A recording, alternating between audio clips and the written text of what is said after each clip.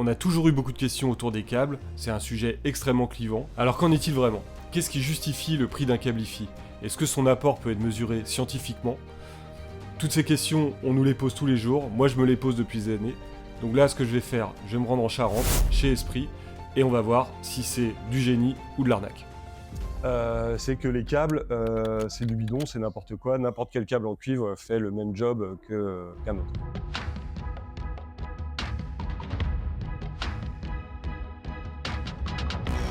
Je suis bien arrivé à Confolens, dans les locaux de chez Esprit. Donc c'est une ancienne école qui a été rachetée il y a 2 ans à peu près.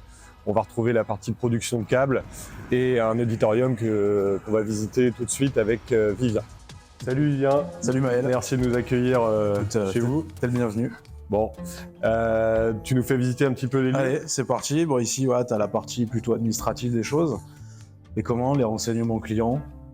Bon, on a des différents bureaux en fonction des personnes qui peuvent passer. Toujours en musique, c'est très important chez nous. Ensuite, on va passer dans la partie un peu technique, production. Donc là, on a un hall de réception, de livraison. Enfin, ça peut dépendre un peu des transporteurs qui passent. Là, on va rentrer dans l'atelier. Alors c'est là que j'allais tout à l'heure fabriquer un câble. Exactement. Donc là, tu as toute la partie atelier. Là, il y a une partie de l'équipe aujourd'hui, il en manque encore. Donc c'est ici que tout se fait, l'assemblage des câbles, la première étape de vérification également.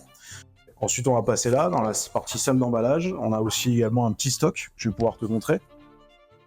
Alors là, tu as une partie de nos stocks.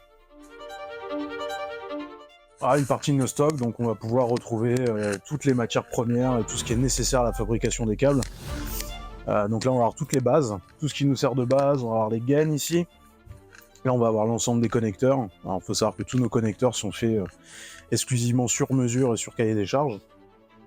Et tu vas retrouver donc la dernière partie ici, avec tout un pré-stock qui peut être nécessaire lors d'envoi rapide. Et encore une autre partie des stocks, une partie des emballages également. Et pour parler des emballages, dernière étape, je t'emmène juste à côté. Donc la salle d'emballage, une fois que le câble a été monté et subi une première vérification, on vient l'emmener ici. Donc là, c'est tout le nécessaire de l'emballage. Le poste de vérification, c'est toujours une personne complètement différente qui vient vérifier le câble. Très important pour nous, tout est sur, tu as toutes les étapes en fait de la fabrication à la vérification à l'emballage. C'est toujours des personnes différentes pour vraiment assurer un process. Pour être sûr que vous ayez un câble parfait qui arrive chez le client. Toujours maîtriser le process de A à Z. Okay. Et ensuite, donc sur palette ou par courrier, etc., etc. Suivant ce qui part. Des palettes plutôt à l'export, j'imagine que vous envoyez des palettes plutôt à l'export. Ça peut être des petits colis UPS. Quand il y a des demandes de dernière minute sur des salons, des événements particuliers. Ouais. Ok. Parfait. Apparemment, de l'autre côté, il y a le Saint des Saints, l'auditorium. On va pouvoir aller visiter ça après. L'auditorium. Allez, c'est parti. Allez, c'est parti.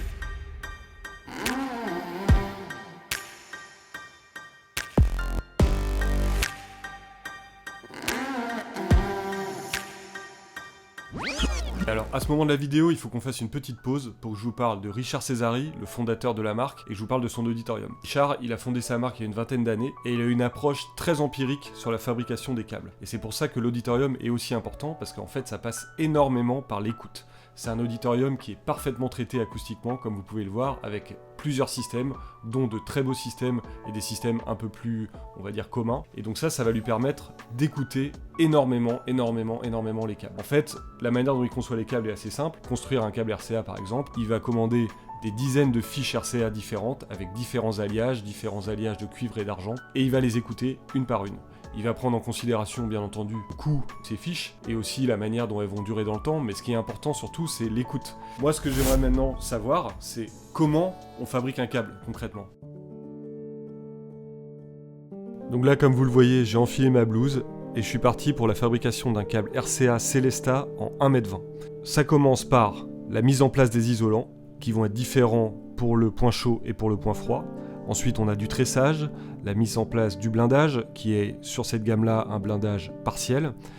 Ensuite, on va devoir souder les fiches RCA. On a ensuite plein de finitions avec des gaines thermaux, comme vous pouvez le voir.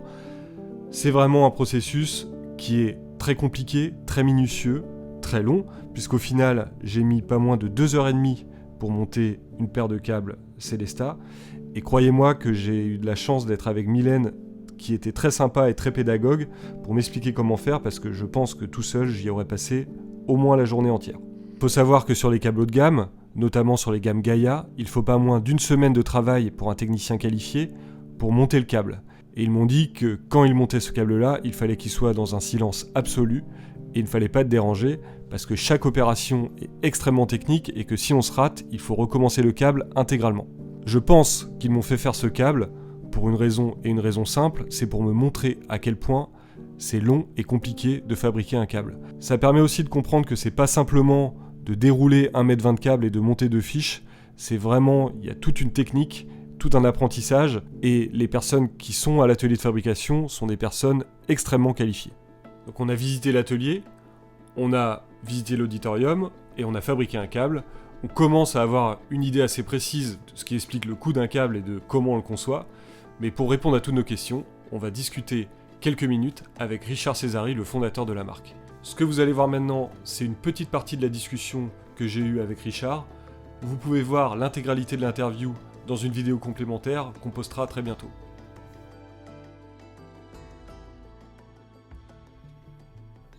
Ok.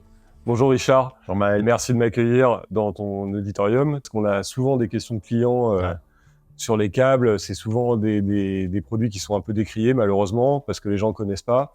Et donc j'ai listé un petit peu, débunker un peu ce qu'on nous dit souvent sur les câbles. Le sujet câble, ça énerve facilement tout le monde. C'est ça, exactement. Donc par exemple, ce qu'on nous dit souvent, c'est que les câbles, c'est du bidon, c'est n'importe quoi. N'importe quel câble en cuivre fait le même job qu'un autre.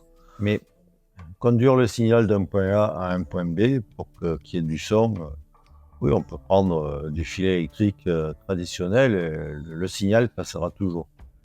Après, il y a de nombreuses dégradations que subit le signal, dues à la pureté du conducteur, dues aux différences d'isolants, dues aux différences de blindage, tout un tas de paramètres qui font qu'à l'arrivée, le signal a subi tellement de détérioration qu'on est en train de chercher pourquoi l'ampli ne marche pas, pourquoi les enceintes... Ouais. Donc, après, il suffit de faire l'essai. En fait, c'est ça. C'est souvent en fait, les gourous qui tapent sur les câbles se servent du fait qu'à la mesure, il ne se passe pas grand-chose. C'est ça. Pour étayer leur thèse. On voit même des vidéos YouTube aujourd'hui avec de la mesure. Et ce que tu me disais hier, je trouvais ça assez juste, c'est de comparer aux voitures. Tu prends deux voitures qui consomment la même chose et on ne prend pas en compte plein de paramètres. Pareil. Après, les enceintes, c'est la même histoire. Les enceintes, tu peux tout à fait faire une courbe très plate avec un filtre 6 dB ou 12 ou 18 ou 24. Dans tous les cas, ça ne sonnera pas pareil. La courbe sera bien plate. C'est ça. Donc la mesure, c'est un paramètre, mais c'est pas ça qui dit. En fait, les mesures, ça évite de faire de grosses bêtises. Après, il y a l'optimisation. Mais après, l'histoire des câbles, il faut juste essayer. C'est clair, on est d'accord. Et pas à peine d'en parler. Non. Si tu es sourd, tu n'as pas besoin de câbles. Non, c'est vrai. Ouais. Si tu as des oreilles et un cerveau qui fonctionnent normalement, tu fais l'essai. Voilà. Après, il faut que ce soit en adéquation avec le budget qu'on va y mettre. Ouais. Tu as fabriqué un câble hier. Ouais. Tu as vu qu'on y passe de nombreuses heures. Ouais, j'ai vu ça, C'est pas on tire, on coupe, on met deux fiches. C'est vraiment construit de A jusqu'à Z. Ça amène effectivement à la deuxième question. Là, après 2 jours passés chez Esprit, on comprend mieux ce qui explique le prix d'un câble, comment on le conçoit, et surtout, on a pu faire des superbes écoutes. Je remercie Richard de m'avoir invité chez lui pour écouter son système, qui est absolument magique. Maintenant, on est plus à même de vous parler de tout ça. Sachez qu'on a toute la gamme de câbles en magasin. Si vous voulez faire des écoutes, n'hésitez pas à nous demander, on peut faire des écoutes en magasin, on peut aussi venir chez vous avec les câbles pour que vous puissiez écouter. C'est hyper important d'écouter différentes gammes de câbles pour se rendre compte vraiment de l'apport, parce qu'on n'en a pas beaucoup parlé, mais l'écoute c'est ultra important.